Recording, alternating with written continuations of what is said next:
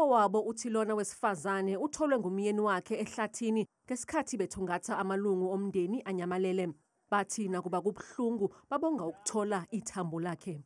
Siye sagqiba into yoba ngaba nathi masingenele siyifemeli sikhangele siye sathi ke namhlanje masiqale sohlulelana sangamaqela mna noSibari sangena kwelinye icala abanye ke esingekaphinde sidibane nabo kude kubele xesha bangena kwelinye icala. So udadewethu sesamfumana indawo esimfumene kuyo yindawo apho bengenobalula nabani na ungena. Ingane yalona wesifazane ayikakatholakali.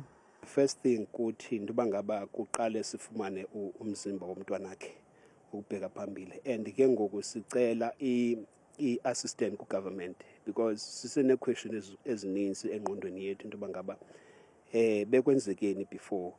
Kusenjalo izisulu zalenhlekelele zithi azikaliboni usizo oluvela kuhulumeni kepha ziphiliswa izinhlangano ezilekelela umphakathi.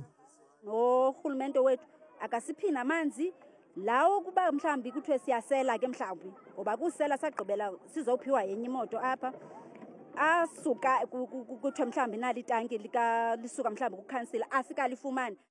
Inhlangano iSalvation Army inxusa uhulumeni kanye nezinye inhlangano emphakathini ukuba zisebenzisane nayo ukuze izakhamuzi zakhe kabusha izimpilo zazo.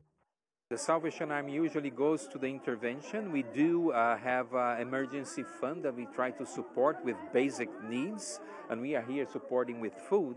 But of course, that's just for a period of time. Then comes the rebuilding part.